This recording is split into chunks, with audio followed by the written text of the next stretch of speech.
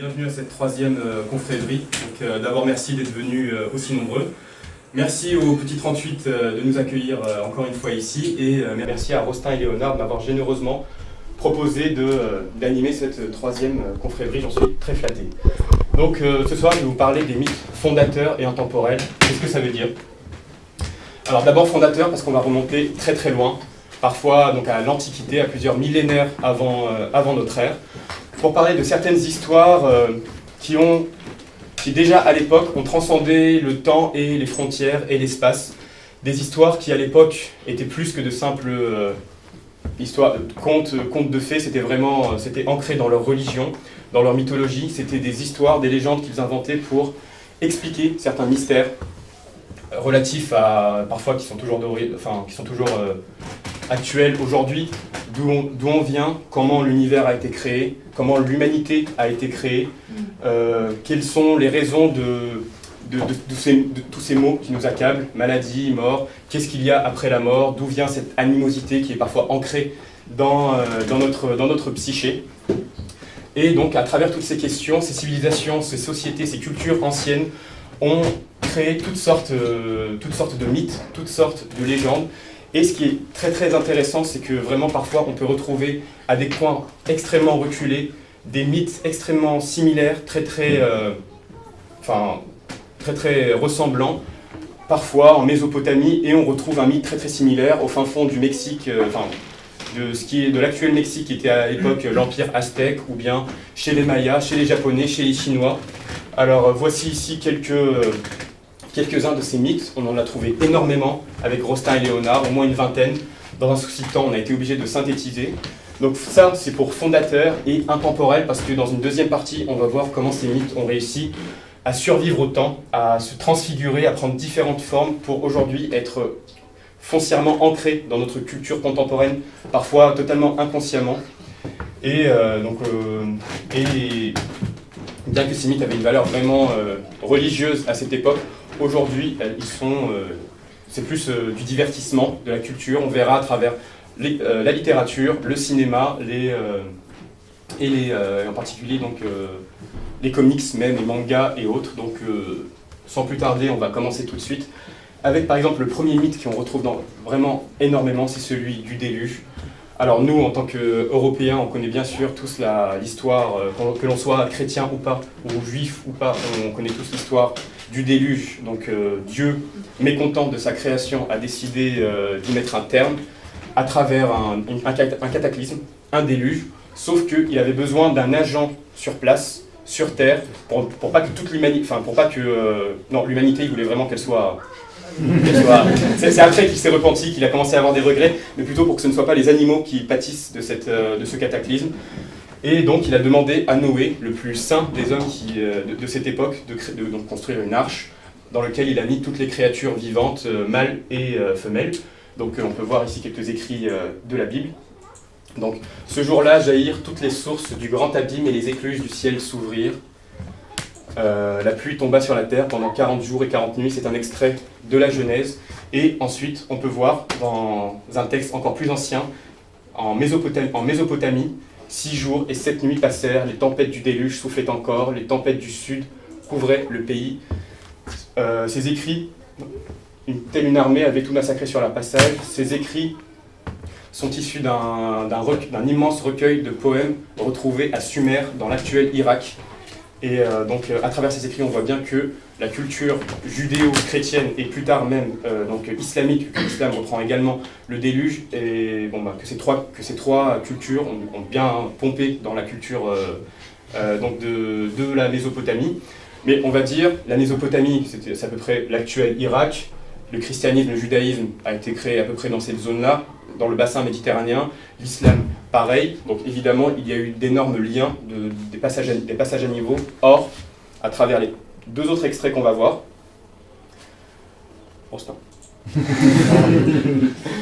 on va voir que ce mythe, on ne sait pas comment, eh bien, même les Aztèques et les Mayas avaient à peu près un équivalent. On peut voir ici dans les contes et légendes du Mexique, la mythologie aztèque. Enfin vint le quatrième cataclysme, celui de l'eau qui tomba sur la terre, et ce fut le déluge. Et également chez les Mayas. Le cœur du ciel provoqua une inondation, un grand déluge se forma dans le ciel qui brusquement tomba sur la tête de ces hommes taillés dans le bois. Donc là, on peut déjà, c'est quand même étrange, c'est presque passionnant, c'est un mystère. Des civilisations aussi éloignées à une époque où, avec un océan entre les deux continents, il n'y avait aucun moyen de contact, du moins pas avant le 15e, 16e siècle et les découvertes de l'Amérique. Et pourtant, d'abord, dans la mythologie à eux, il y a un moment où les dieux ont décidé de mettre un terme à leur créature. Et ça, je n'ai pas cité tous les textes, sinon on en a pour la soirée, mais on retrouve ça également dans la mythologie japonaise, chinoise et indienne. Mais là, j'ai volontairement choisi donc, les Aztèques et les Mayas pour montrer que même avec un océan entre les deux, notre espèce a créé des sortes un système de pensée similaire qui se passe d'échanges concrets et pourtant on construit les mêmes, mythes. Après, on peut y trouver une explication. L'explication la plus rationnelle serait de dire que tout simplement que ces peuples ont été témoins de cataclysmes, des tsunamis, des déluges et autres. Ces peuples qui avaient une vie bien plus précaire, qui étaient vraiment liés aux caprices de la nature, aux caprices de l'eau. Donc ces civilisations qui commençaient à être agraires. Et c'est également ce genre de mythe, comme celui, vous savez, des pyramides aztèques, des pyramides égyptiennes, qui a parfois créé toutes sortes de théories un peu fantasques, sans grand fondement scientifique, sur les ovnis, ce seraient eux qui auraient transmis ils seraient responsables de toutes ces similarités. Mais donc maintenant, on va passer à un mythe où là, c'est encore plus difficile à expliquer les similarités. C'est le mythe de la descente aux enfers. Je vous laisse apprécier l'œuvre de Rostand.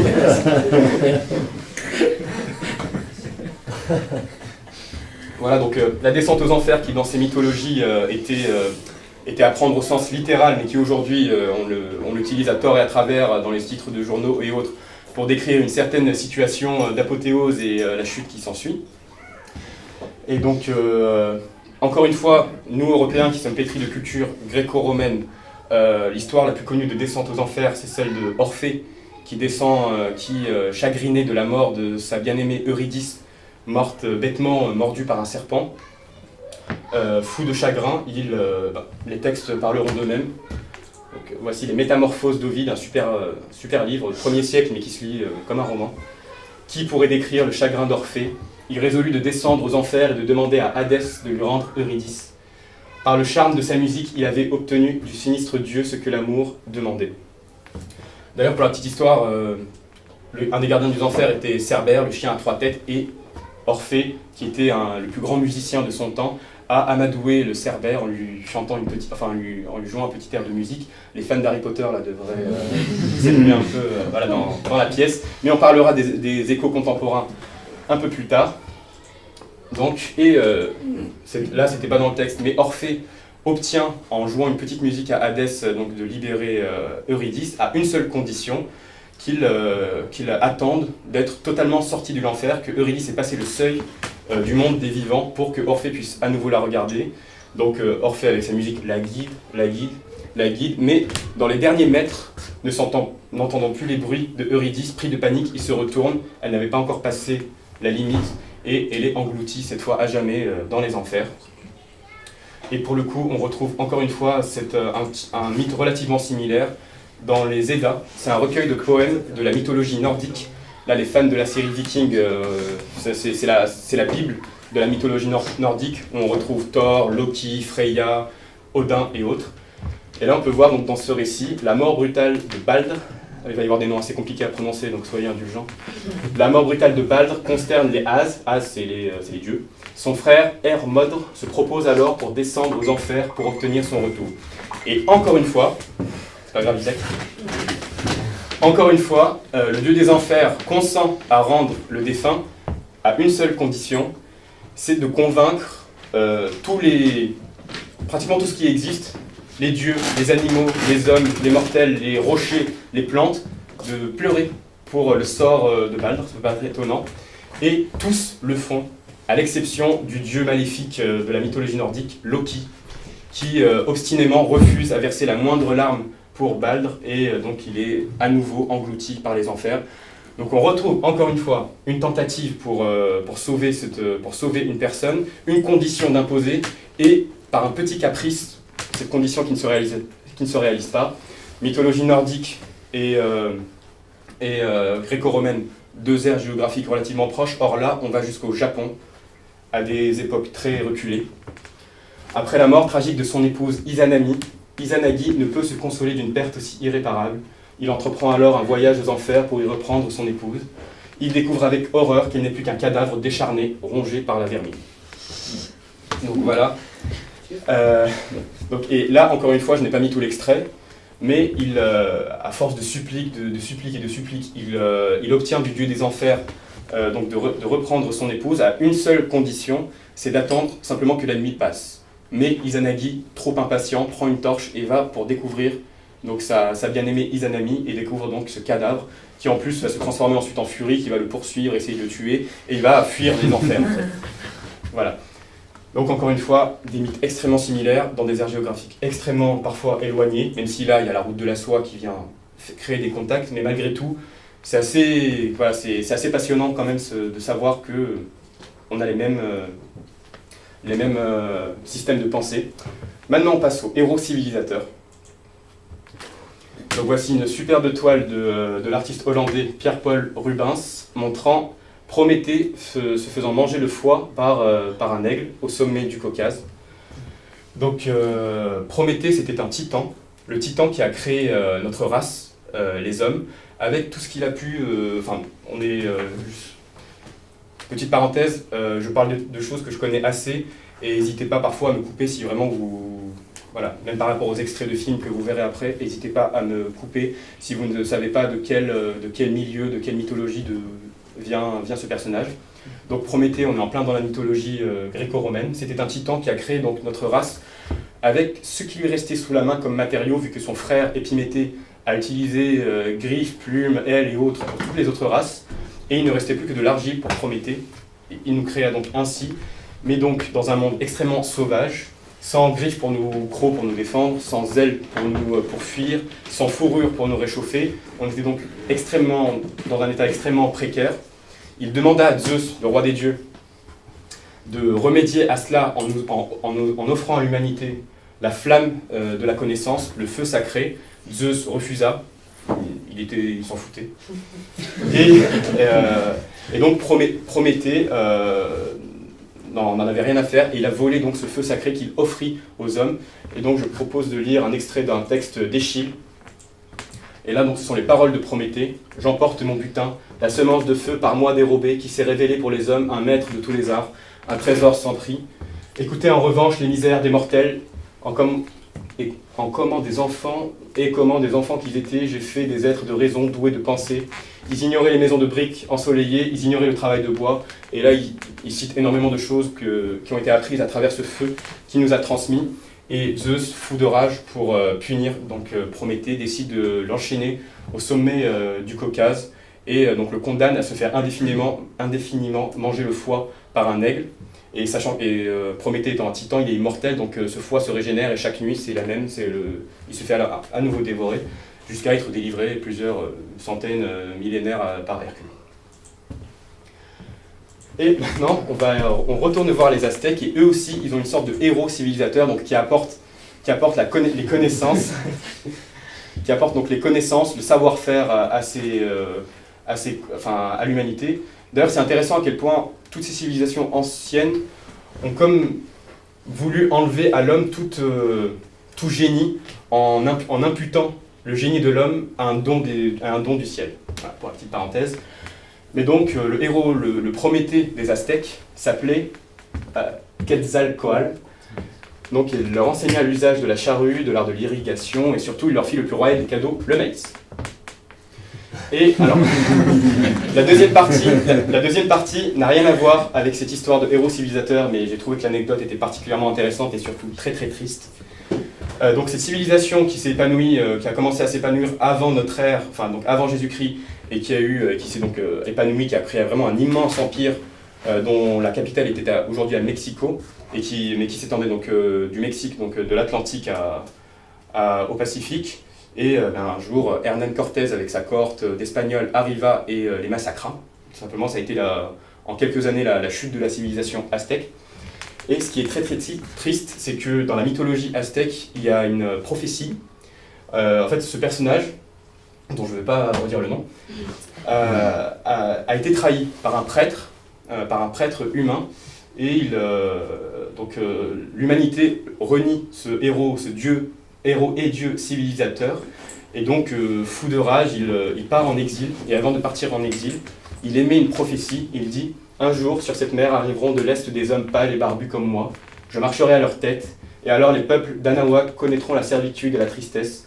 Le signe de ma croix régnera en maître sur cette terre qui me renie. » Je pense que vous avez à peu près tout compris qu'il y a, par un immense hasard, malheureusement, une grosse correspondance avec le type européen qui est arrivé à bateau, pâle, barbu et surtout avec bardé de croix. La croix qui a une signification spécifique aux Aztèques, et nous qui sommes arrivés avec la croix du Christ bardant nos armures et nos bannières.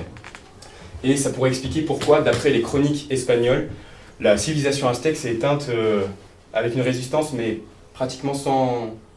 Enfin, pas grand-chose, quoi. C'est Cortés, je crois qu'il le disait lui-même dans une de ses chroniques. Je ne sais pas si lui-même a juste eu énormément de chance, ou s'il connaissait, ou s'il a pris connaissance de cette prophétie. Mais on sait que le roi aztèque à l'époque, même si, esprit relativement éclairé, il savait très bien qu'il n'avait pas affaire devant lui à des dieux, mais en tout cas que lui-même et son peuple voyaient dans cette arrivée la fin du monde. Les Aztèques, ils ont une philosophie très fataliste. Pour eux, ils sont la 5e humanité qui est de toute façon destinée à périr un jour. Voilà. Et maintenant, on va passer à mon histoire préférée, le héros déchu. Et ça va nous permettre de faire une transition avec le deuxième terme de cette confrérie, donc intemporelle. Alors, le héros déchu, à moins ceux qui savent, quelqu'un pourrait me dire qui est ce personnage? Enfin, sauf ceux qui ont préparé la conférence avec moi, je vais dire. Ah, Icar, c'est pas mal, mais non, c'est pas ça. Alors, il s'agit d'une gravure de l'artiste anglais William Blake représentant Satan. Ouais, Satan qui, à cette époque, quand il était encore beau et doué d'ailes, d'ailes de chauve-souris, enfin d'ailes en plumes et non d'ailes de chauve-souris, s'appelait Lucifer. Lucifer qui veut dire en latin porteur de lumière ou en gros quelque chose qui brille ou qui veut briller. Parce qu'on le sait rarement, mais Satan, dans la Bible et dans la Torah, c'était l'ange préféré de Dieu. Il est décrit comme étant... j'ai l'impression qu'il y en a qui veulent parler. Ah non, je disais, l'ange déchu, il est tombé. Oui, voilà, ça va venir. Voilà, donc Satan, c'est l'ange préféré de Dieu. Il est décrit comme étant le plus grand, le plus beau, le plus intelligent. Il y a des textes qui disent comme bardé de pierres précieuses. Et par extension à toutes ces qualités, il avait son principal péché, c'était justement l'orgueil. Et c'est justement par cet orgueil qu'il va se rebeller contre son créateur, Dieu. Et quand Dieu va demander à tous les anges de se prosterner pour contempler sa création, Adam et Ève, donc Lucifer, par orgueil, va refuser. Et il aura également plusieurs disciples avec lui, et Dieu décide de les chasser tous autant qu'ils ont. Et donc Lucifer devient Satan, le malin, qui devient le dieu malveillant par excellence. Et donc il règne maintenant sur les enfers. Alors ce qui est intéressant avec cette histoire, c'est pas tant le bon qui devient mauvais. Ça, dans toutes les bonnes histoires, il y a forcément des histoires de basculement entre le bien et le mal. Ce qui est intéressant, c'est que pour avoir été le pire, Satan ce n'est pas un ange parmi les autres. Pour avoir été le pire, il faut avant avoir été le meilleur. C'est vraiment l'histoire de la déchéance, de la chute, du basculement. C'est pas Judas qui a pris une petite trahison. C'est vraiment le pire, le meilleur qui devient le pire. Et ça, pour le coup, c'est vraiment à partir de ce thème-là. Pas trop vite. C'est vraiment à partir de ce thème-là que j'ai commencé à m'intéresser à cette histoire des mythes fondateurs et surtout intemporels. Parce que ce thème du pire qui devient du meilleur qui devient le pire est omniprésent dans notre culture. C'est comme si on adorait ces personnages flamboyants qui devenaient malveillants. Notamment à travers, et je vais vous le montrer à quel point c'est omniprésent dans notre culture, à travers quelques extraits de cinéma, donc après toi. The Joker chose me because you were the best of us. He wanted to prove that even someone as good as you could fall. And he was right. We bet it all on him. The Joker took the best of us and tore him down. Gotham needs its true hero.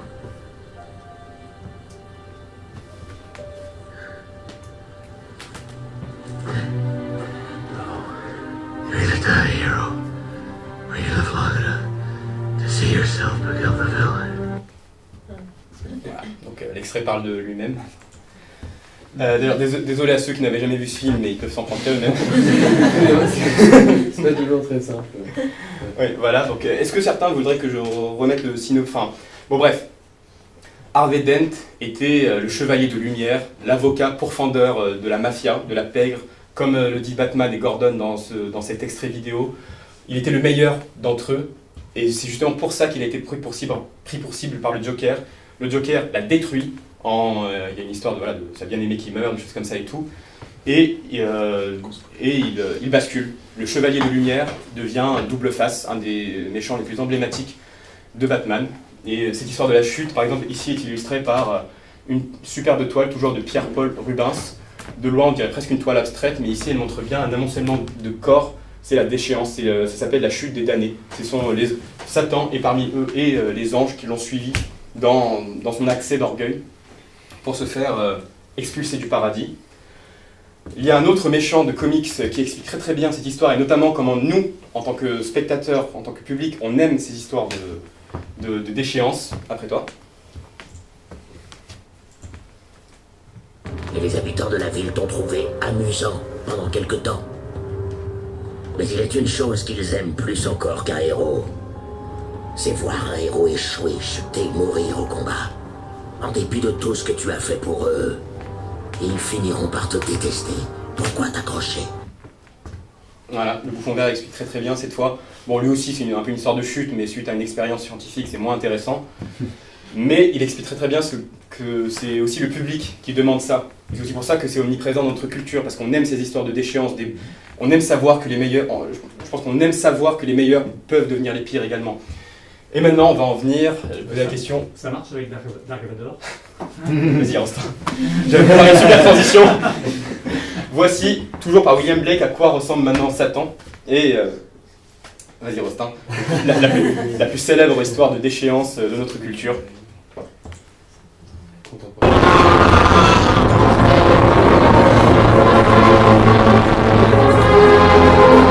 Tu étais l'élu, c'était toi! La prophétie voulait que tu découvrisses les signes, pas que tu deviennes comme eux! Tu devais amener l'équilibre dans la force, pas la condamner à la nuit!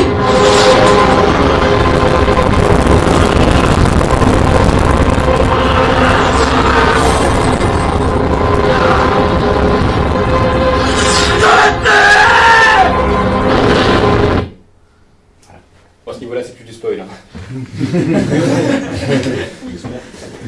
Alors, voilà, je pense que je peux passer de commentaires sur l'extrait qu'on vient de voir. Donc, Obi-Wan l'a très bien dit. L'élu, celui qui était destiné à détruire les Sith, devient précisément un Sith. On peut passer maintenant. On va plus parler de philosophie. Voilà, maintenant, l'histoire du choix.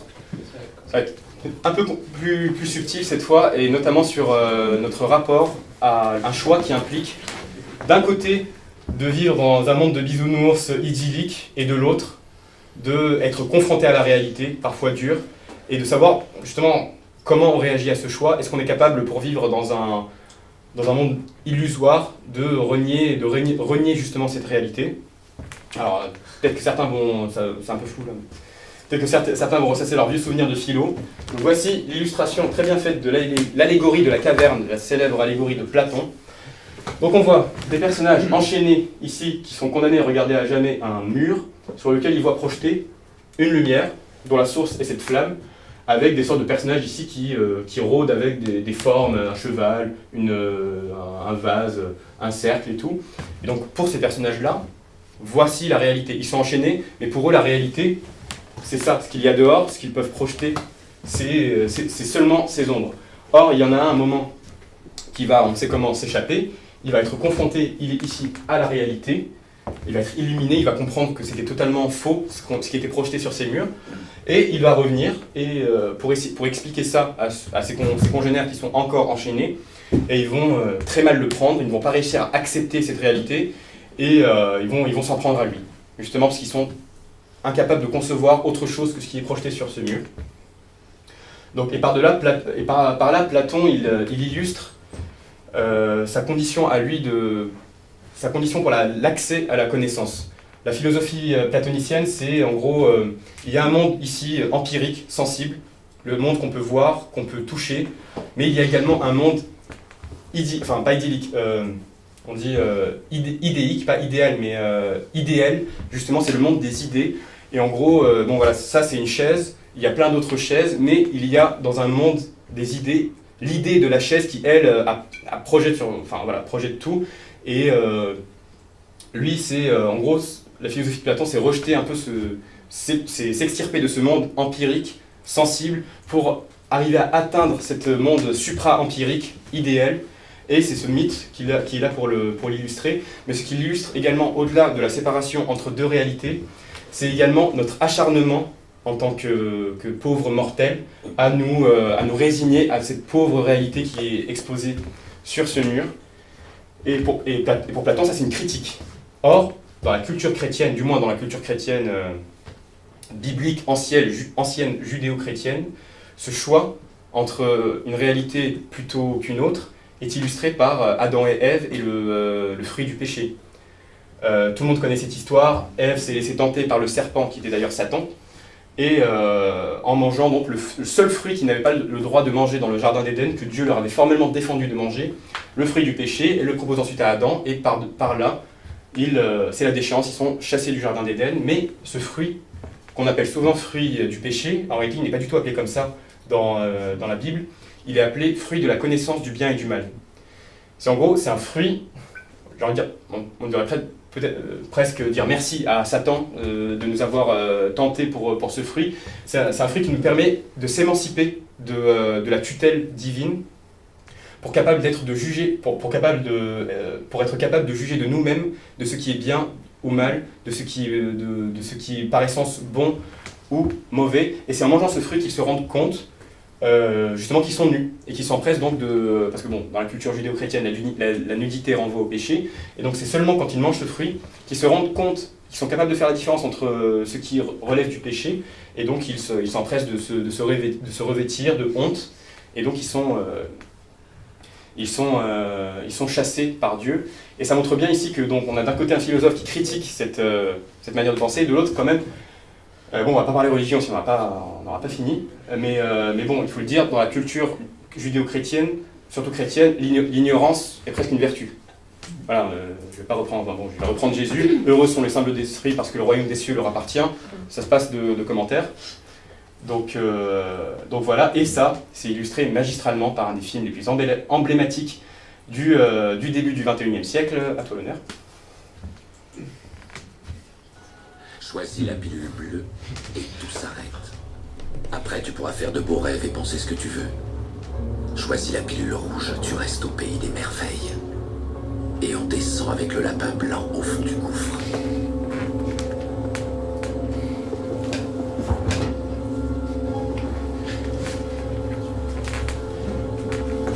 N'oublie pas, je ne t'offre que la vérité, rien de plus.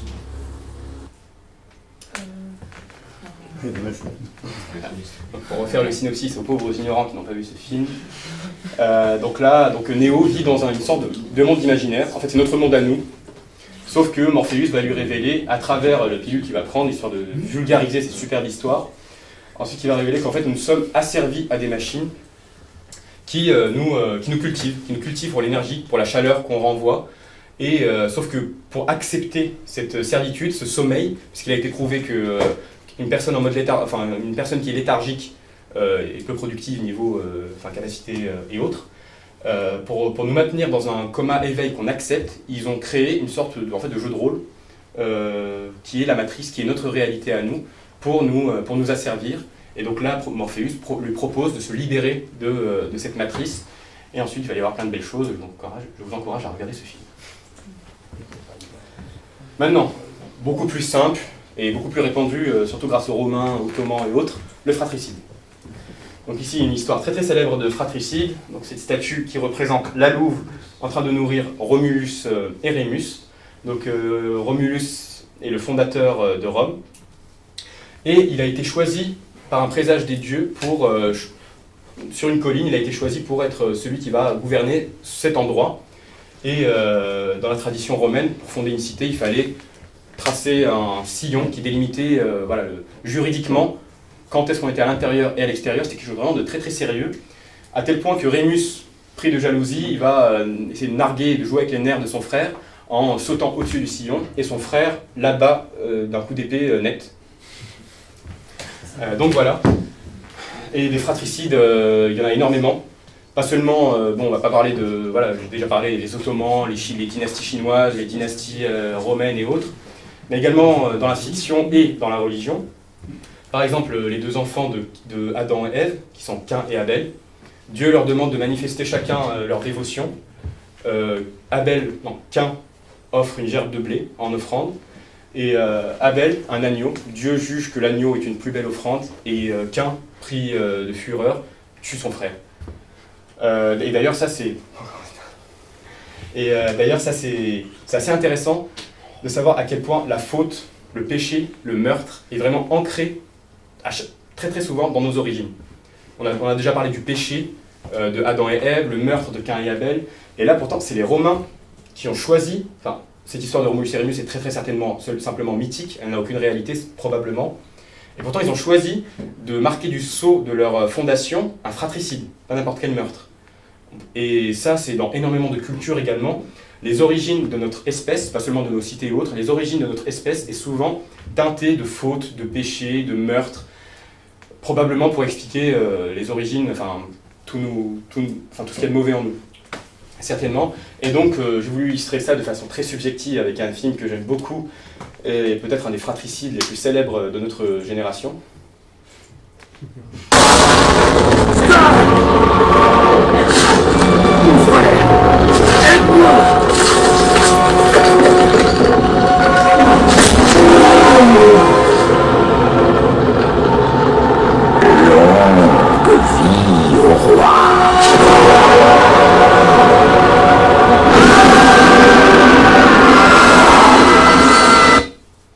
Voilà, ça m'a fait plaisir. Voilà. Alors, on n'a pas mis la scène d'après avec Simba qui essaie de réveiller son père. Ça aurait des larmes, sinon.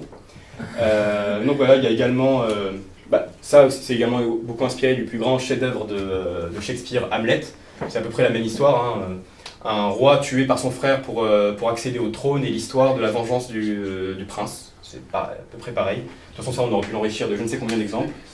On passe à une autre histoire très très répandue dans notre culture, dans toutes les cultures, celle de la créature qui échappe et souvent qui se retourne son créateur. Là, bien sûr, vous avez reconnu le monstre de Frankenstein. Donc, et là, en réalité, c'est vraiment très transversal. C'est tout. On aurait pu mettre des lignes entre chacune de ces choses. Également dans un peu le mythe de Prométhée, parce que de la même manière, le docteur Frankenstein offre à un amoncellement de cadavres qu'il a regroupés, entre guillemets, la flamme de la connaissance.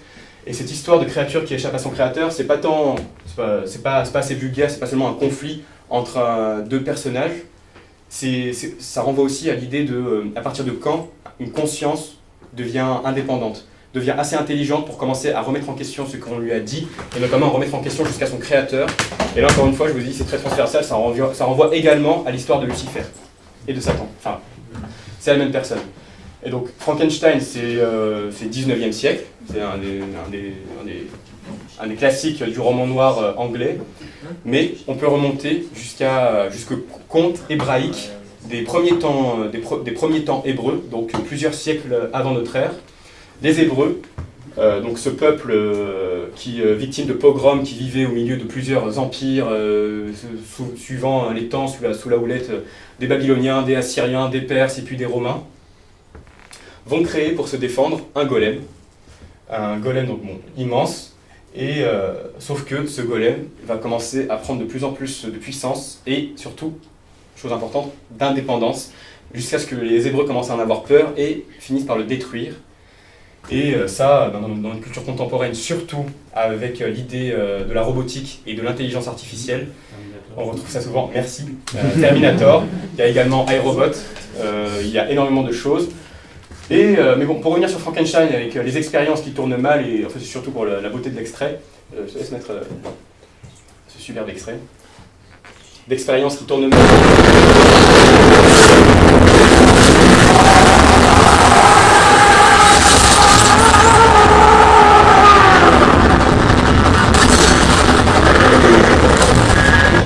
Voilà. Extrait de X-Men Origins Wolverine. On peut, pour le coup, vraiment parler de création, vu que, à la fin du film, il va recevoir une balle un peu trop dure et perdre la mémoire. Donc il repart sur une page blanche avec un corps qui ne s'explique même pas. Et il finira dans X-Men 2 par retrouver son créateur, ce savant fou, et lui faire un peu de mal. Voilà. Mais sans le tuer. Voilà. Autre genre Là, cette fois, on passe aux métamorphoses. C'est pas vraiment une histoire, c'est plutôt une sorte de procédé qu'on retrouve énormément dans la mythologie gréco-romaine, surtout à travers les métamorphoses de Lyd, pas encore. Dans ce récit, c'est vraiment un enchaînement d'histoires qui montre les frasques des dieux et des héros, des demi-dieux et tout, qui souvent se soldent par des métamorphoses. Parfois c'est Zeus qui prend telle ou telle forme pour séduire et coucher avec telle ou telle femme, il prend une forme de cygne, de taureau pour kidnapper une femme, des choses comme ça. Il y a également Arachné. C'était une experte dans l'art de tisser, tellement experte qu'elle prétendait être meilleure que la déesse Athéna elle-même. Athéna se prend en jeu, elles font un concours.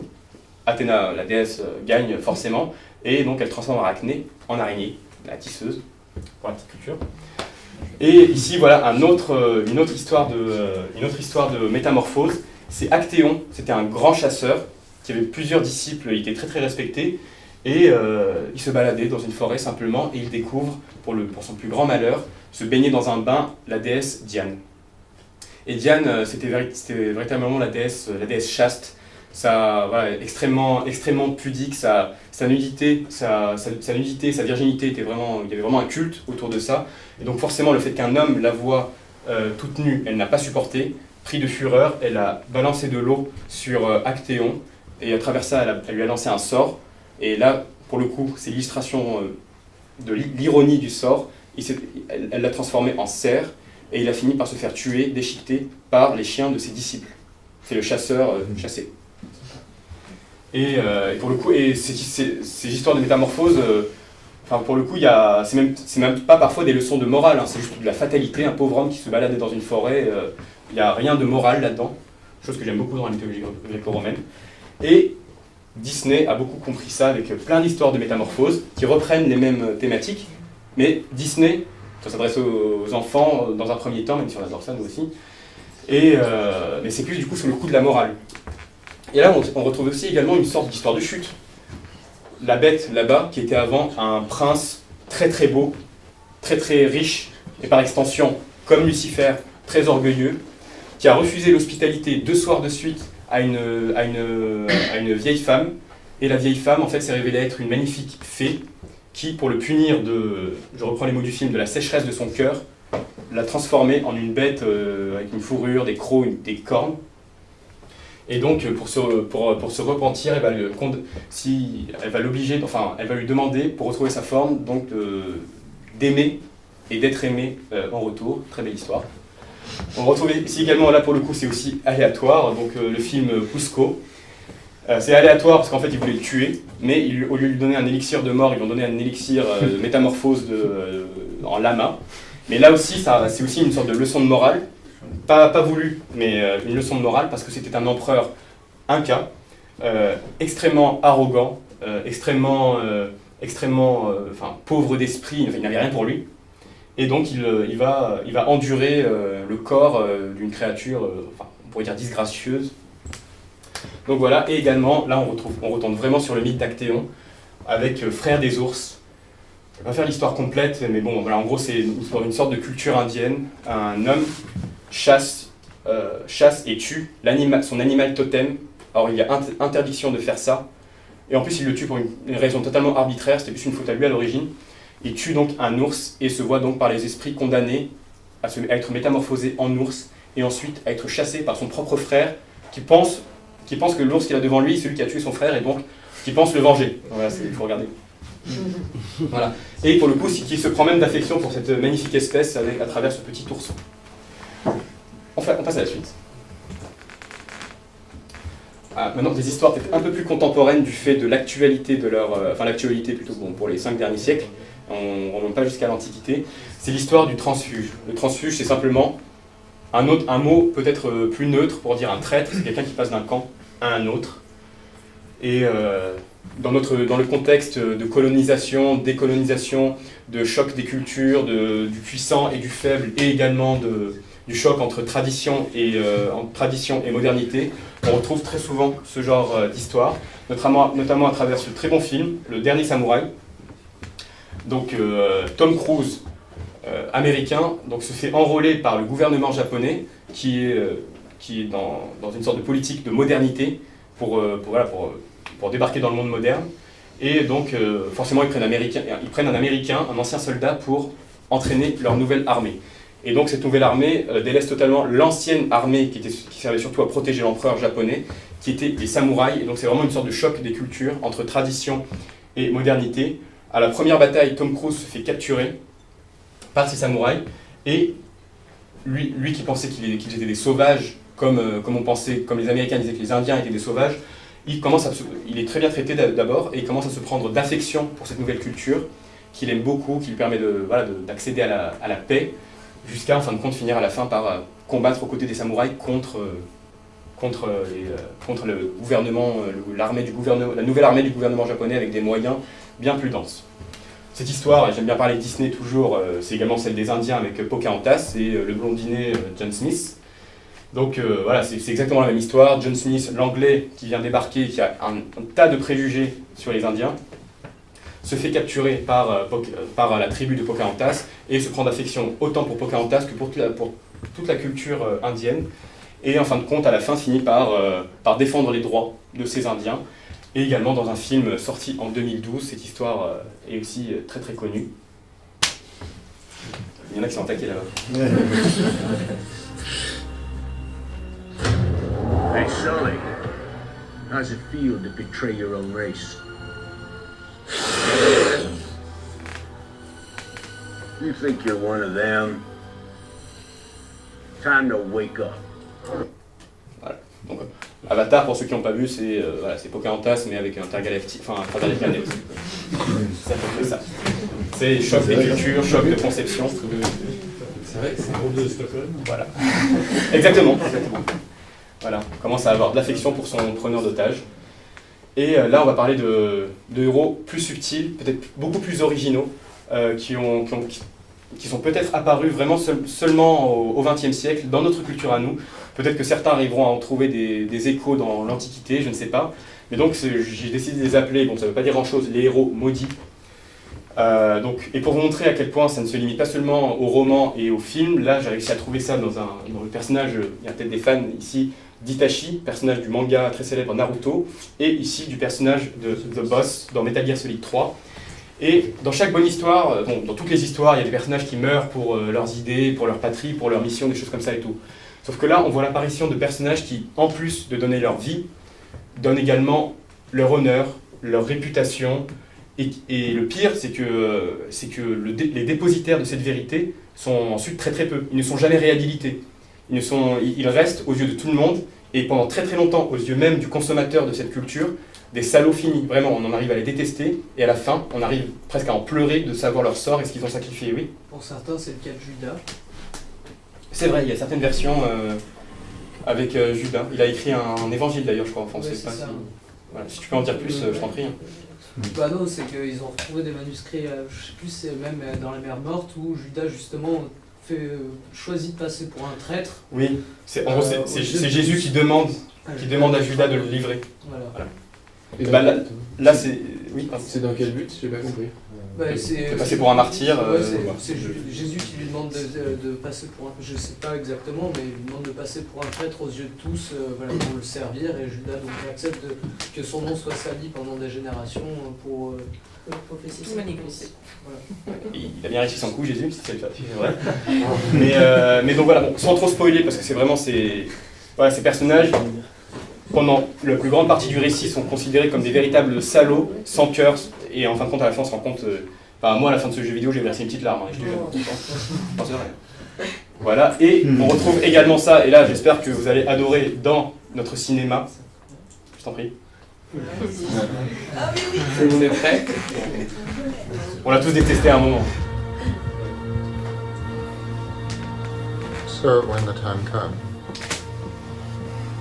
the boy must die. Yes. Yes. He must die.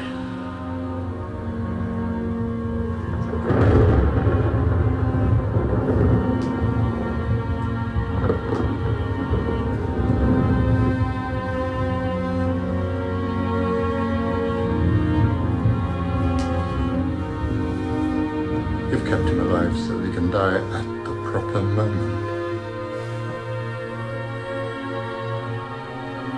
You've been raising him like a pig for slaughter. Don't tell me now that you've grown to care for the boy.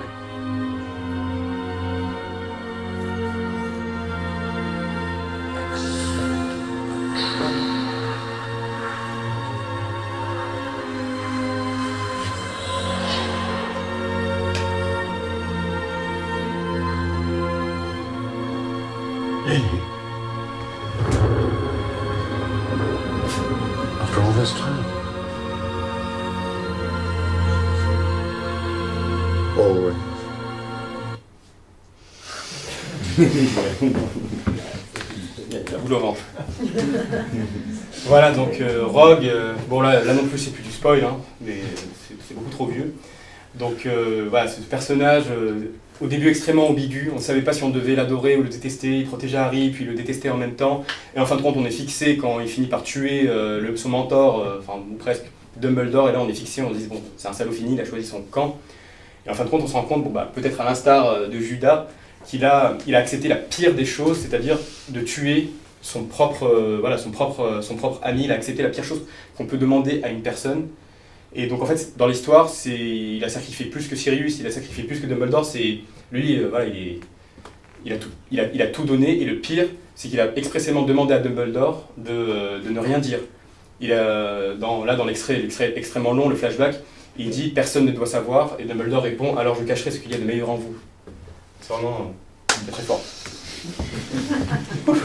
Bref, voilà. Donc, après tout ça, on peut se poser une question, c'est est-ce qu'on arrive vraiment encore à inventer des personnages, à créer des choses de toutes pièces, comme on a vu par exemple avec Lucifer, les héros civilisateurs, des choses comme ça et tout. Il y a des histoires vraiment qui perdurent et qu'on retrouve de façon omniprésente et peut-être à jamais dans les histoires. Mais malgré tout, il y a des choses qui, en parallèle d'autres grandes innovations, peut-être plus relatives à la science, il y a des grandes inventions, et notamment, au 19e siècle, il y a une discipline qui commence vraiment à se théoriser, ça s'appelle la psychologie. Et bon, les schizophrènes et les fous n'ont pas été inventés au 19e siècle, mais pour la première fois, on a essayé d'expliquer vraiment leurs mots à travers des théories rationnelles, et non pas par rapport à l'alignement des étoiles, ou de telle ou telle planète, ou de telle ou telle origine, ou je ne sais quoi. Et donc, d'ailleurs, un des premiers grands laboratoires de psychologie créés en Europe date de 1879, et quelques années après, Robert Louis Stevenson écrit Dr. Jekyll et Mr. Hyde, qui est le père fondateur de tous ces personnages à la personnalité, une personnalité double, un peu schizophrène et tout. Et ce qui est très très intéressant avec cette histoire-là, avant on avait souvent des histoires très manichéennes. Le bon pouvait devenir méchant, le méchant pouvait devenir bon, mais en général il était décrit par un seul aspect. Là ici, ce n'est pas de bonté ou de malveillance dont il est question, mais plutôt de notre humanité et de notre combat pour contenir cette chose animale, cet instinct primitif qu'il y a en nous. Par exemple, Hulk, le gentil Bruce Banner ne devient pas le méchant Hulk. Hulk n'est pas méchant, il est imprévisible, impulsif, il répond à ses instincts primaires. C'est ça qui le rend dangereux. Il est dangereux, mais il n'est pas méchant. Et pareil, bon, Dr. Jekyll et Mr. Hyde, c'est surtout de lui, vraiment, c'est lui qui a réussi à démocratiser cette personnage à la dualité, donc à la personnalité double. Et également, là, forcément, vous connaissez tous, j'espère, donc Gollum, qui parle à son reflet, qui est tiraillé entre d'un côté sa volonté parfois d'obéir au gentil Frodon, et ensuite qui est tiraillé par son envie irrépressible de posséder l'anneau. Et qui mieux que Gandalf pour décrire cette dualité, il dit dans le 1, en parlant du rapport de Gollum à cet anneau, il l'aime et il le hait autant qu'il s'aime et qu'il se hait. Ça illustre bien cette dualité dans son caractère. Et quand on regarde Gollum, on n'a pas envie le premier mot qui nous vient à l'esprit pour le décrire, ce n'est pas la malveillance, ce n'est pas la méchanceté. On a presque envie de le plaindre. Il ne se comprend pas lui-même. Et c'est ça qui est passionnant. Et c'est en particulier, je pense, je suis pas du tout une licence ou quoi que ce soit en psychologie, mais en rapport avec la théorisation de cette discipline, et quelques années plus tard avec Freud de la psychanalyse, qui ensuite a vraiment théorisé ces histoires d'inconscient, d'émotions qu'on refoule, et qui ensuite rejaillissent de façon pas toujours très propre. Et donc voilà, et pour terminer, on va terminer avec un personnage que j'adore particulièrement, et qui lui, il n'a pas deux personnalités, il en a plein. C'est un des méchants les plus connus de notre culture, et pour le coup, on n'a même pas envie de dire qu'il est... Enfin, moi, j'ai pas envie de dire qu'il est méchant. C'est pour moi, la méchanceté implique la recherche d'un but, d'une ligne conductrice. Or lui, il est chaotique. Il n'est pas méchant, il est chaotique. Il est imprévisible, il veut s'amuser. Batman, ce n'est pas son ennemi, c'est son jouet. Il dit d'ailleurs, c'est très bien illustré dans le film The Dark Knight, quand Batman lui dit « Pourquoi veux-tu me tuer ?» Et le Joker se fend la gueule et il dit « Je ne veux pas te tuer, qu'est-ce que je ferais sans toi ?» Voilà, ça illustre bien ce caractère. Il n'a aucun but. Dans le film d'ailleurs, à un moment, il met le feu à une montagne d'argent. Harvey Dent aussi était son jouet, il en a fait double face et tout. Il n'a précisément aucun but, il est totalement chaotique, et je trouve vraiment que c'est un des personnages les plus passionnants dans notre culture, précisément parce qu'on ne sait jamais ce qu'il va faire. Et ce qui est génial, c'est que c'est aussi la relation presque intime qu'il y a avec Batman, parce que Batman ne peut pas le tuer parce qu'il a beaucoup trop il est beaucoup trop noble pour le tuer, et le Joker ne veut pas le tuer parce qu'il s'amuse trop avec lui. Et donc c'est un peu les ennemis éternels. Et voilà. Et d'ailleurs il y a un comics Batman où Batman meurt, et le Joker, pour combler ce vide, il devient Batman. Enfin, ça va un peu. Voilà. Et donc c'est sur ces thèmes-là qu'on termine la conférence. J'espère que ça vous aura plu. Et j'espère au moins que ça aura démontré que parfois quand on vous présente des civilisations, des cultures, des sociétés comme étant foncièrement conflictuelles, foncièrement différentes, que ça ne veut rien dire, que vraiment toutes ces cultures sont extrêmement poreuses, que ces civilisations qu'on vous décrit comme irréconciliables, en fin de compte elles se sont nourries des mêmes racines et se sont nourries les unes par rapport aux autres. Et aujourd'hui, on pourra dire ce qu'on veut, mais on est pétri, qu'on le veuille ou non, de la culture biblique, de la culture juive, de la culture gréco-romaine, qu'on le veuille ou non, qu'on y adhère ou pas, et c'est sur ces mots très humanistes et à peine politiques que je clôture ma conférence. Merci beaucoup.